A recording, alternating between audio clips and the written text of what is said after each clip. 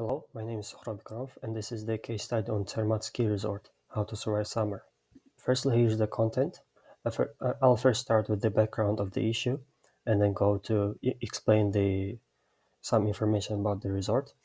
And then I'll go over the strategies, ending with the conclusion. First, about the background, skiing is one of the most impacted industries by climate change. According to climate modeling predictions, every 1 degree Celsius increase in the global average temperature will shorten the ski season by 30 days, which is very bad for the ski resorts because they need at least 100 days of operations in order to generate revenue. And then, secondly, it also makes them rely heavily on the snowmaking machines, which are very expensive to operate. And then they also have extra impact on the local climate because they have to draw a lot of energy and water from the surrounding area. And another issue is that the skiing population is getting very old, and then the younger people who are coming in place of old people are spending less. According to approximations, for every old person who quits skiing, two young people have to enter in order to avoid any revenue losses. And briefly about Zermatt. Zermatt Matterhorn is one of the most famous skiing resorts in the world. It's located in the Alps near the Zermatt town, and it starts at 1,500 meters and goes up to 4,000 meters altitude above sea level. And there are a total of 54 lifts and 360 kilometers of snow tracks in total. And the Zermatt allows for skiing, snowboarding, heli skiing, and a lot more activities in the area. Also, the town at the foot of the mountain has restaurants, hotels, and other entertainment places. So because this resort is located at a very high altitude, 1,500 meters and higher, it has been well protected from climate change for now. But still, the resort can implement some of the strategies suggested in my presentation in order to generate revenue year-round. First strategy is to focus not just skiing, but other activities. Mountains are very suitable for other sports such as hiking, mountain biking, and rock climbing. This strategy is most likely to attract customers during summer, which is off-season, and this is ideal for our case. These activities can generate revenue by renting gear, providing training and guiding. And the pestle analysis also looks very positive for our strategy. Firstly, there are no political threats because of Switzerland's political neutrality. Geopolitical issues that go around the world will not impact who can come and visit our resort.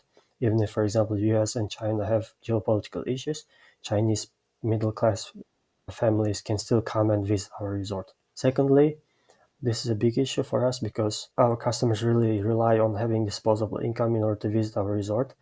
If there is global recession and people don't have extra income, we could see a very big dip in the number of visitors.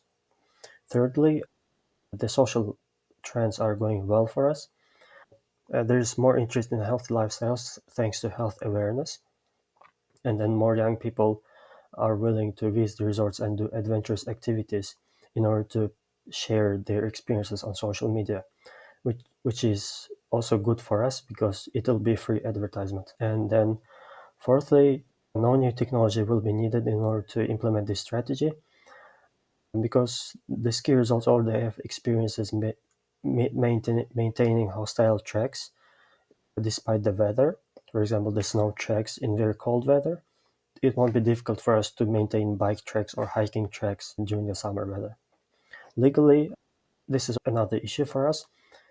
We only own the license to operate on the tracks. We don't really own the land. It's owned by the government, so we can't limit anyone from just going and hiking individually. So we really need to focus on selling gear and training and guiding in order to generate revenue. Finally, the selling point of our resort and mountain activities is that the air is very clean and the view is very beautiful. So if any of these are disrupted by the climate change, we cannot really do, and this is unavoidable. The next strategy focuses on spas and discounts for mountain activities. Because mountains have clean air and beautiful view, this is great for wellness activities and spas. The, the package can be sold with a hiking pass or a skiing discount. Ideally, the people who are not very interested in sports can come to the spa, have the package, and try out one of these sports, and potentially they will like it. Or even if they don't like it, they can share their experience with their friends who will come and try it in turn. And also, it's great for family visits with older people and younger people. Older people will do more calming activities in the spas in order to improve their health, and younger people can go to the mountains and do active sports. The pest analysis is also mostly positive. Politically, there is no threat, again, the same as the previous strategy. Economically, this is also the same story. If people don't have enough disposable income, they cannot really come to our resort. There's the case that the wealthy families, especially people from Europe, will keep coming to our resort, but we still need the middle income people in order to generate revenue. Socially, this trend is good for us because there are more old people with spare funds and they focus a lot on health, and so they might visit our resort in order to improve their health. And the Europe's aging population is a big example because it's very near to us. They will visit and get packages here. Next, technologically, we don't need much technology again. Actually, we can just repurpose one of the hotels we own into a spa by adding additional rooms for these activities. And next, legally, we can avoid any legal repercussions by having strict certifications and training for our employees and wellness practitioners. And also because we focus on a lot on health, we need to really focus on safety in order to avoid any repercussions. Finally, again, as with our previous strategy, the selling point of our spa is clean air. So if there's anything that impacts this, we won't really be able to do anything. The third strategy is to replicate the Davos experience. I'll explain a bit later. I'll explain a bit here. We could make Zermatt a good place for conferences and sports competitions. This is more of a backup strategy because it's very difficult for a resort to do it individually.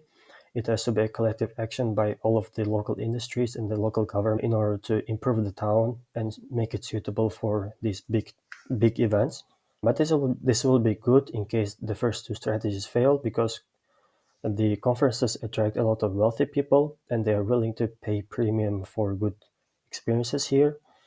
And then the sports will allow sponsorships and partnerships, and this will generate a lot of revenue in the short period, but it will also mean that we can cover all of our operational experiences throughout the year. And this will also mean that we have to close the premises for other activities during these periods, but during other periods, people can still freely visit. And with sports events, the sports events can make our resorts very popular, and more people may come to our country, to our resort during our times. The pest analysis doesn't really look good. The political conferences are very unpredictable, and they really rely on good relations between countries. But other types of conferences and events are economically there shouldn't be any issue. The big type of events always attract a lot of people from all around the world, no matter the economic situation. And socially, there might be negative attention because of the political events, but the sports events shouldn't be a big issue from the social aspect. However, just hosting a big event in the small town of Zermatt might attract negative attention from the local people. Technologically, the big events will live on despite the online conferencing applications because people will still come and meet each other in these conferences in order to improve their networking. Legally, getting a permit will be very difficult because big events like this require have a lot of requirements, and the small town of Zermatt might need a lot of preparation for that. Environmentally, again, if our environment is disrupted due to climate change, the visitors will not really come to these big events. In conclusion, the first two strategies are mostly positive and they're easy to implement. and they can be a safety net in case the skiing season is shortened a lot. And the third strategy is more of a backup, and it requires collective action from all of the industries.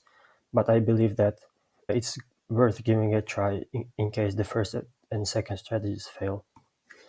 Thanks for watching.